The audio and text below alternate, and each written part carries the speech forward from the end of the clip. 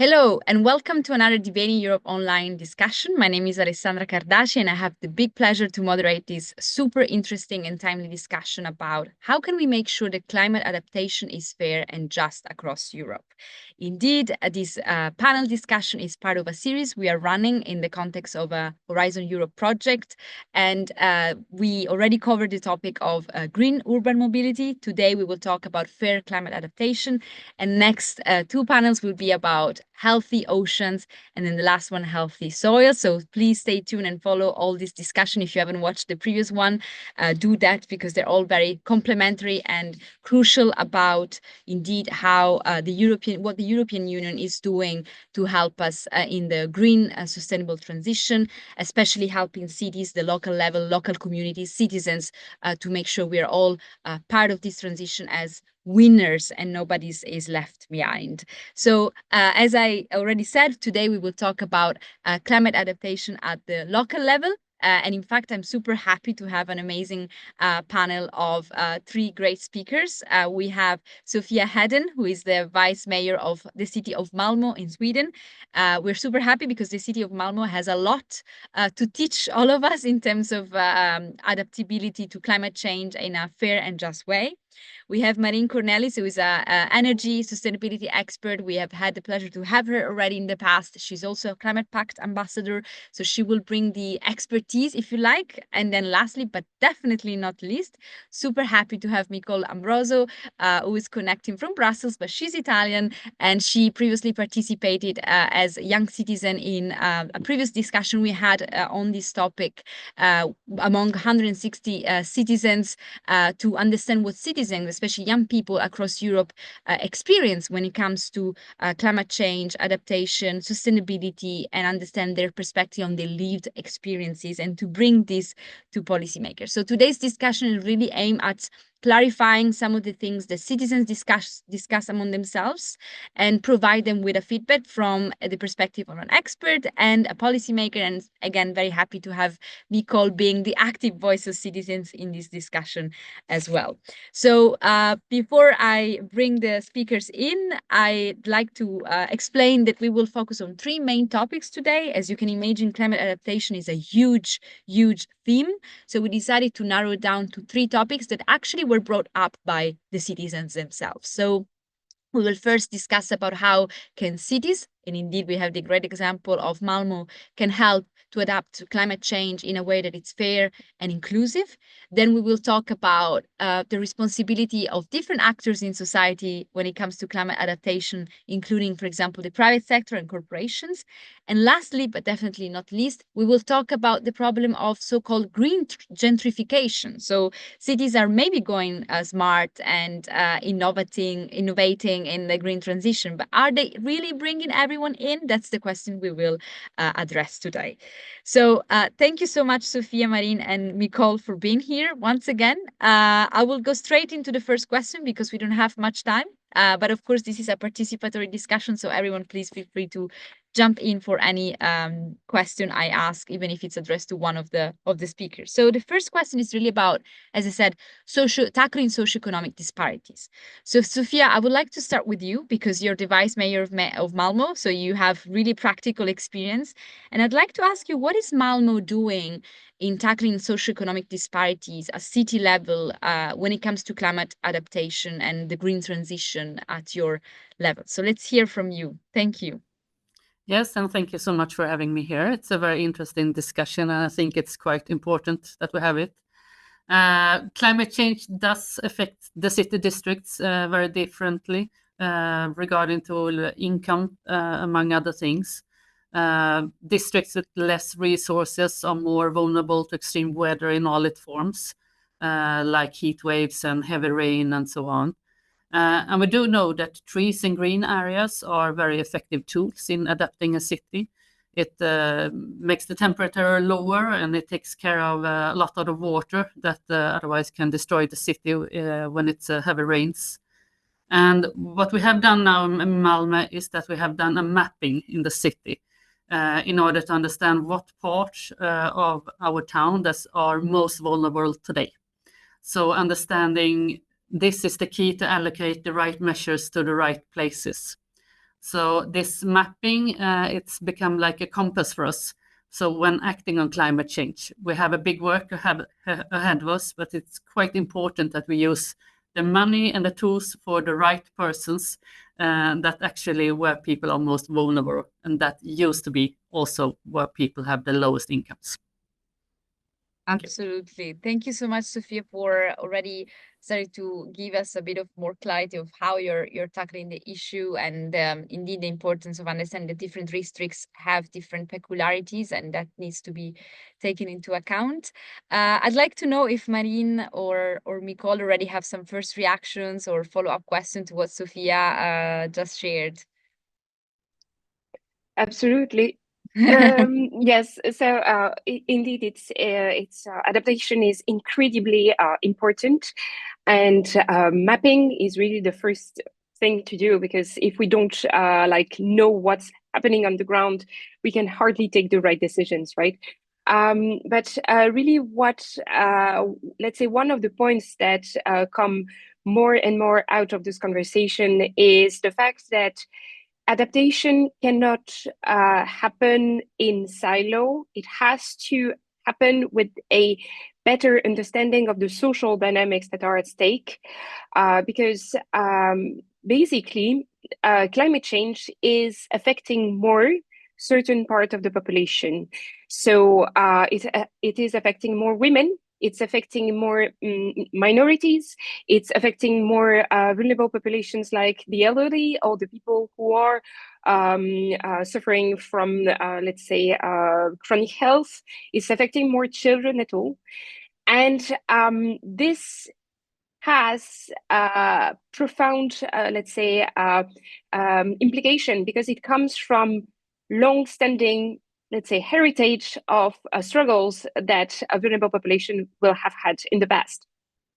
Besides, more and more evidence are showing that adaptation is actually not only a question of, let's say, a few months in a year, but it has to be something we understand year round, because more and more, let's say, the challenges that these vulnerable populations are facing translates into new forms of vulnerability or of poverty. And more, we are seeing phenomenon that we can call summertime energy poverty, which is a lack of resilience to heat stress. And it's arriving also in Northern Europe. So it's really important to have this kind of 360 degrees to understand that basically no one can escape the heat, or climate change, but some populations will manage to escape it better than others. So it's really time to address that in a more comprehensive way, to kind of bridge the gaps and make sure that everybody can really overcome the situation together.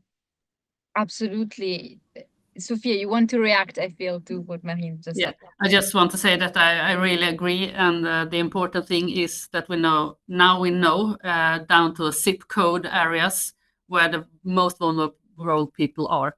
So if we didn't know that, we couldn't do the right thing. So now at least we know it. So now we're beginning to make the right things after it. Thank you. Indeed, absolutely. And as you said, mapping and information and so on is super crucial. Otherwise, how can you know what to tackle and how to tackle it? But indeed, thank you both so much, because you really kicked off the conversation stressing that we have vulnerable groups in society, whether these are women, minorities, and so on. And unfortunately, climate change and issues related to climate adaptation are going to even worsen the situation for these vulnerable groups. So today is really about reflecting how we can tackle that. And indeed, mapping, for example, or giving ad hoc support is something that you have already raised. So indeed, talking about responsibilities, we now heard what the expert view, the policymakers view. So I'm curious to understand from your perspective, from all of you, and Nicole, again, feel free to jump in if you wish. So what are your expectations from the private sector as well? Big corporations, energy companies. if there's anything you want to share in terms of indeed expectation from corporations and the private sector, because I just want to stress that what very often comes up in the conversation we have with citizens is that some are willing to, change their lifestyle and be more careful in things like energy, be more careful with energy use and so on. But ultimately, they always say, well, beyond individual responsibility, if we don't change things at the multinational firms level, or if we don't have more regulation from public authorities, things are not going to change. So beyond this big narrative that you can apply on many different topics related to the green transition, I'm really asking you now about, and maybe we can start with you, Marine, this time, what role you think corporations should play in promoting, let's say, climate justice in the context of climate adaptation? So it's a very interesting question because we tend to see businesses as outside our world as citizens, but actually businesses, whether big or small, they don't fall out of coconut trees, right? They are really part of our societies because they are composed by a lot of people, or maybe only a few people, or a handful of people, or maybe a lot of people. But they also have, let's say, stakeholders in case of large corporations, etc. And more employees, stakeholders, consumers, customers of the product are demanding things from their businesses. So what is happening is that the businesses, if you think of kind of large businesses, of course they have reporting obligation to say, okay, here there is a risk or here there is a solution, right? But they are also, and that's where I see a lot of interest, stepping in sometimes where they see their proactivity in addressing climate change can make a difference because it's also something that their customers potentially want. I have one example in mind. It's the IKEA. Everybody knows IKEA for their furniture, quite affordable furniture. But recently, they've also started selling some solar panels. And I mean, I don't know if they are the perfect company to do that, or if having solar panels, you have to mount the cells of the solar panels. I've never experienced it myself, but I know that somehow they are filling a gap, which is the accessibility of this kind of tools that we know are needed for the future. So in a way, yeah, I think what matters is that we understand that businesses can, and many of them want, to be part of the solution. Some of them have been part of the problem, but they also understand that the wind is changing and they have to adapt also to keep on attracting the customers, to keep on attracting the fundings, and overall keep their image and continue to do their business. But regulation is of course important, and standardization is of course important more than ever to make sure that everybody is actually playing the lane on a level playing field, that everybody can actually play with the same rules. So there are both trends. First, to really go into more sustainability because it's what people want. And the second is that policymakers and standardization body, it's also what they push for. Thank you so much, Marine. Super clear and very interesting perspective.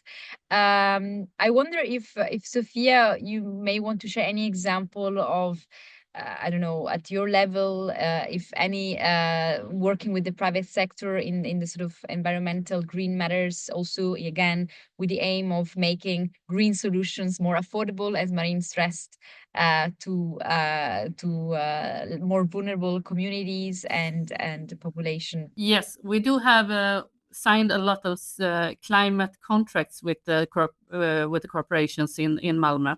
So it's a local city climate contract with almost, I think, 300 companies at this moment, where the city are saying that we could do these things, and the companies are doing some other things. So together we can make the climate better. So, and I think we're doing it because we work together, we don't point the fingers and say you have to do this and you have to do this, because that's not going to work, I think. So with the contracts, we have the companies actually come to us and want to do more and want to do better things. And I think that's worked out really well. A lot of the companies are in this construction sector, and they are not very good for the environment a lot of the time, but now they are trying to be net zero until 2030 together with us. So I think it's a good way to do it. Yeah, and frankly, hearing both of you, it gives me a lot of hope. And we, as a think tank at the moment, Debate Europe is part of a think tank. We're actually working on this trying to rethink the social contract of Europe, and our spirit is really to try to bring the private sector in for positive change, rather than, indeed, as Marine said, thinking it's a separate animal and it's actually have a more cooperative and collaborative approach. And this is what I hear from both of you, which I think is essential if we want to all indeed become winners of the green transition. But let's hear now from Nicole. Nicole, could you share any questions or reflections you have after hearing Marine and Sophia so far on these topics? Yes, definitely. I do have a couple of reflections. I definitely feel like as a consumer and as a citizen, I demand more from the corporations that produce goods and services that I consume. But one thing that I struggle with, and I do think it's good to hear that there is more of a push for standardization, because it makes it hard. Without it, it makes it hard to, as a consumer, to compare. It forces you to compare pears with apples. But one thing that makes it, that I still feel is a barrier, is translating those standards and all of those reporting requirements into everyday language, and having it more easily accessible to everyday citizen. Because I still feel like the way that I see it, it's still very complicated, and it's hard to come to a conclusion as to what does it actually mean. And I think doing that, and also explaining kind of the ways in which the rules kind of ensure that there isn't any greenwashing, is also important, because that's also something nowadays. I don't know if I can trust the claims that these companies are making, and so for me as a consumer, that is more and more important. And yeah, I guess I wonder if you guys have any reflections, if there are any initiatives. I think here, this is where we shouldn't really overlook the importance of communications and media campaigns, and really having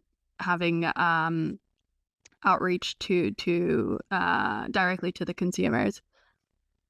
Absolutely. Thank you, Nicole, for bringing the greenwashing aspect in this conversation, because that's especially when we talk about, indeed, the private sector role.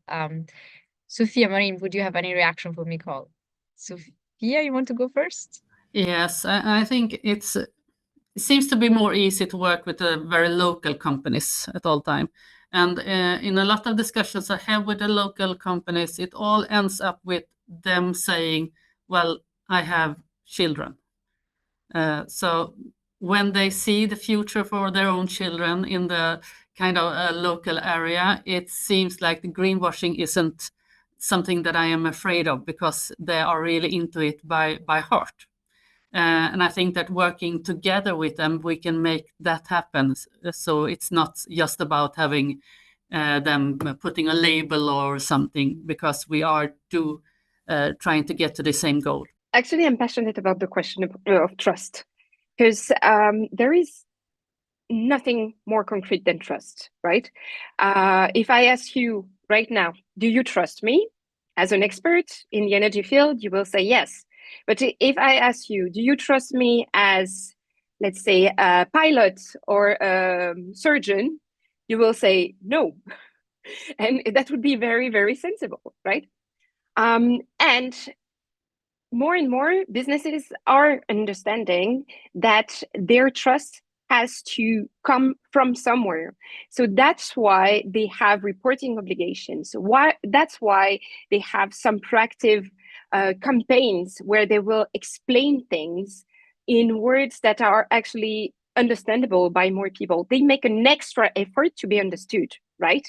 But what is really the fundamental of trust is accountability, is the possibility for you to say, okay, I think, as a citizen, you will say, I think that you're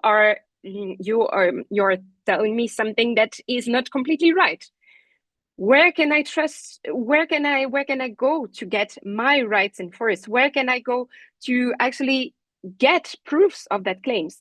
And that's where you understand that some businesses are more trustworthy than others, because some will have this kind of transparency and labels and really a lot of, let's say, indicators showing that or demonstrating that their product is what it is.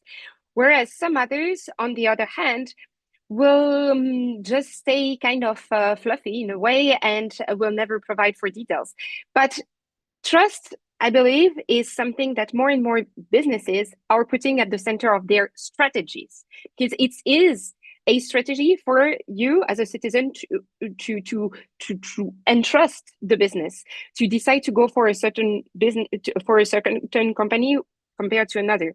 So it's really something that has to come and has to be fostered by different streams. But there is really nothing more concrete than building trust. And yeah, it's something that everybody needs to work on. And please, as citizen, as consumer, whenever you have an issue with a product, report it. That's helping you and that's helping other people.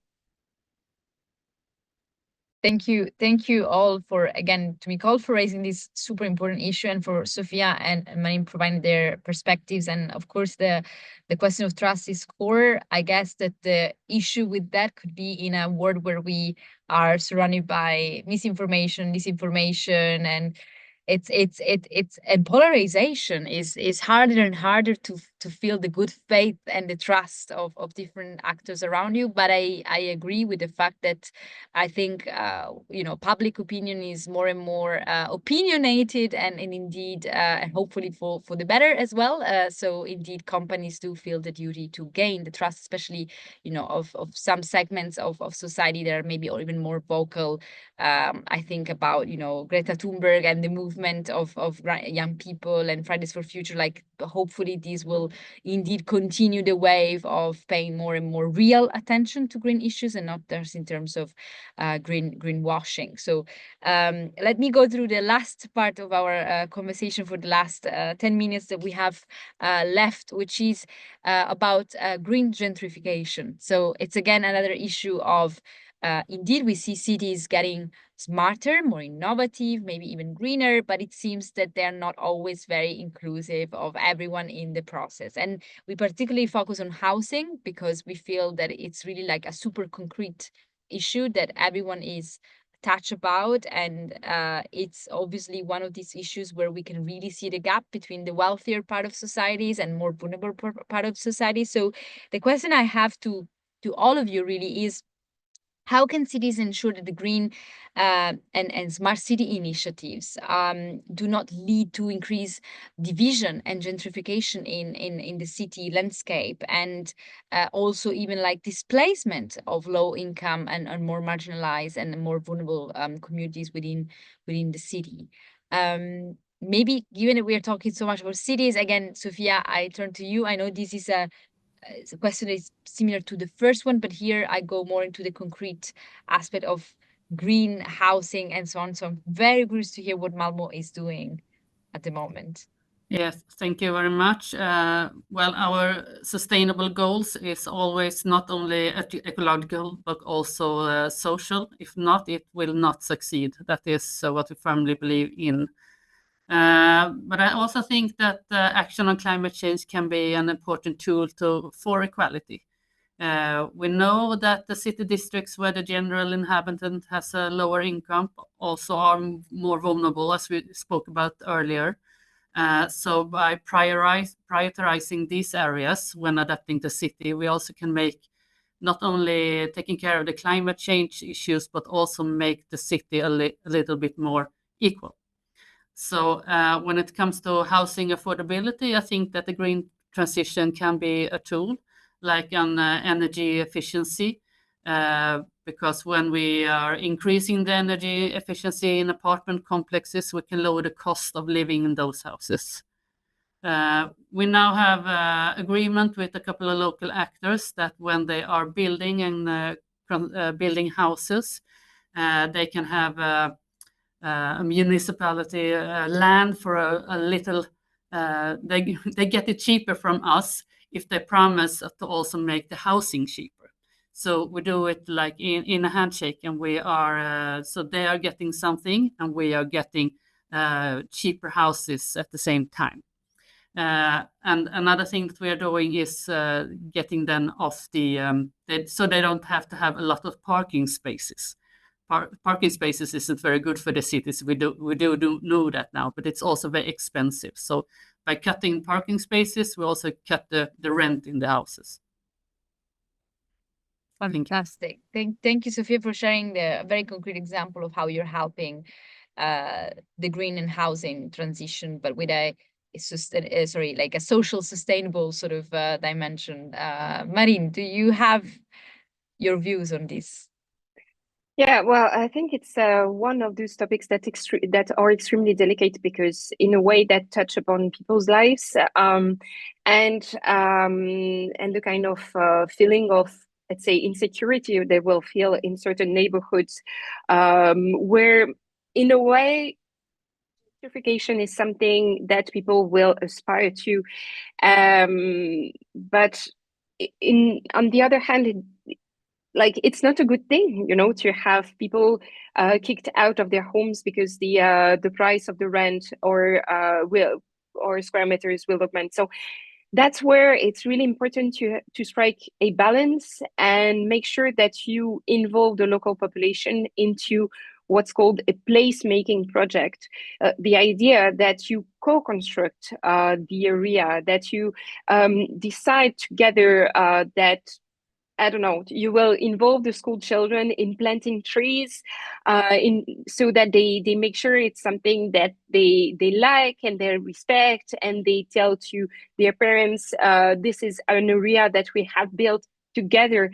So there are definitely ways to make sure that the, let's say, greening the areas is not something that excludes people, but on the other hand creates more community feeling and brings more people together, right?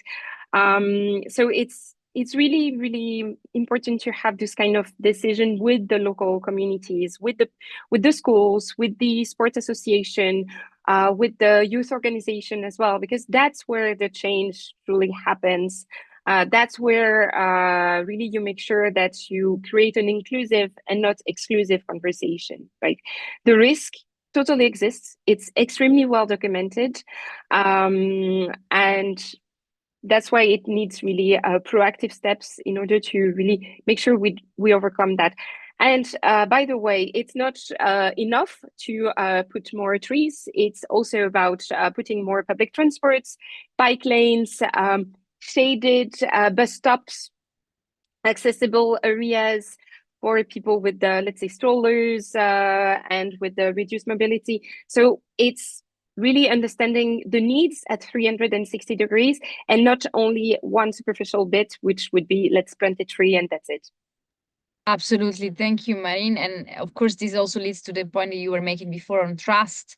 If you bring people in, they will trust the process more because they're part of it. So they're agent of the change, not just these top-down things that come to them without taking into consideration their perspectives and their will.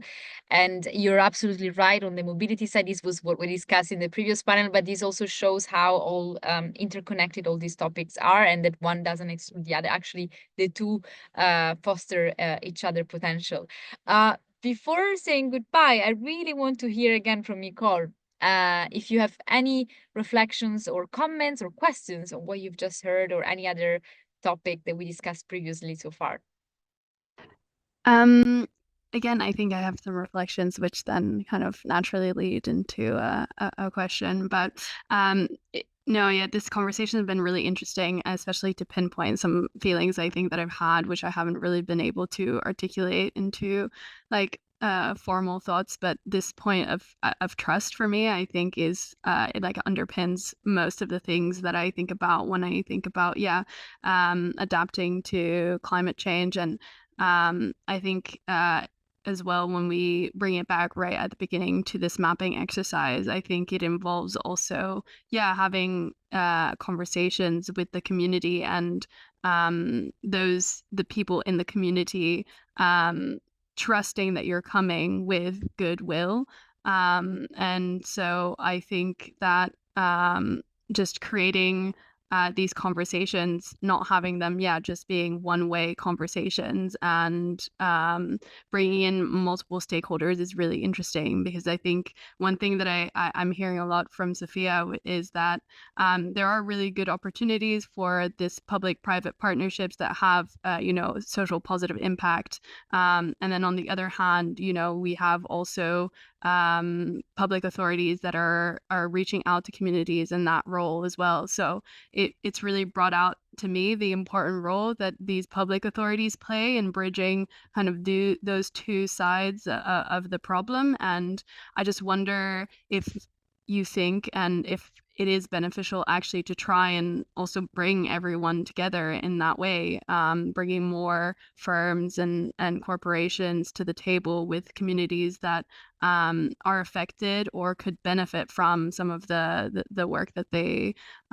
do. And I think it brings it's just a broader question of how do we ensure that really all segments of society are included in the conversations and in the decision-making process. Yes, I think that having everybody around the table is the key factor in Malmö, why we have succeeded. That is our thing, and I want to keep doing that. But also not be afraid to have demands from the politicians and so on, because we also have to show the way sometimes. Yeah, I would like to add that businesses, and especially big businesses, many of them do have foundations, where they will provide for their local community, or they will provide money. And the model may be in a way very limited, because you have, as a community project, you have to apply for grants, and it can be very daunting.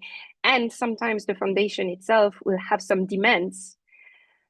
It shouldn't be the way it works. I think stakeholders, whoever they are, need to have uncomfortable conversation to make sure the real proper trust happens. So saying this is not acceptable in a way, or this is a big struggle that we have been facing, and maybe the foundation won't like it at first, but after a while they will listen. But I think for this, it's only the beginning of trying to turn things around and make sure that it's not only kind of top down, but really something bottom up. Definitely.